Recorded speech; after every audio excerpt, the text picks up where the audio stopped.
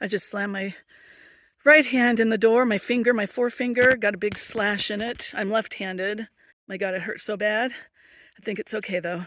Got out my first aid kit. Well, grabbed some paper towels to stop the bleeding. Ran and got my first aid kit, used antiseptic wipe. I've got some, oh God, antiseptic ointment and bandages right now. I'm just assessing the damage. Okay, it's not broken. It was bleeding a bit. I don't think I'm going to need stitches. I don't think it's that deep. You can see it's not like oozing blood too rapidly now. Oh my God, that hurts so bad. Sanitation's so important out here. I'm going to wash it really good and put on that antibiotic cream and a Band-Aid. I'm a bit of a germaphobe. Okay, so it's many hours later.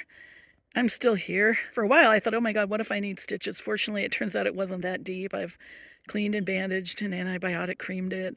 I'm going to go, leaving here tomorrow anyway, going to go get some extra antibiotic cream, more bandages.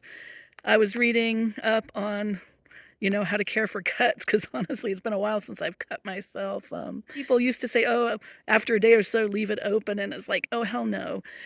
That's not even recommended, especially if you're in a dirty place like the forest or nature. But I'm going to, they say keep it moist with petroleum jelly or antibiotic cream and then well bandaged for up to 5 days. So this is just a good reminder that you should always have a first aid kit with you in your car, whether or not you're camping or just driving around town. You never know when it's going to come in handy. The other thing I've realized is, we might say we're left or right-handed.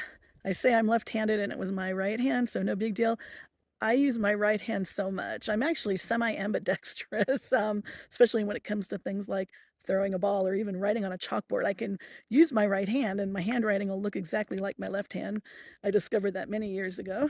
Anyway, I do so many things with my right forefinger without even thinking about it. It's really awkward, especially when it comes to filming and editing. I mostly hold the camera with my left hand and I use my right hand for everything. So don't be stupid. Don't be like me. Be very careful. I was actually using my car door, keeping them open and using it as a shield to go to the restroom. I wasn't even doing that kind of business at the time, but I leaned in my car to get something and carelessly grabbed the door and somehow it shut on me. So be really careful with your car doors. Do not slam your finger in. It hurt.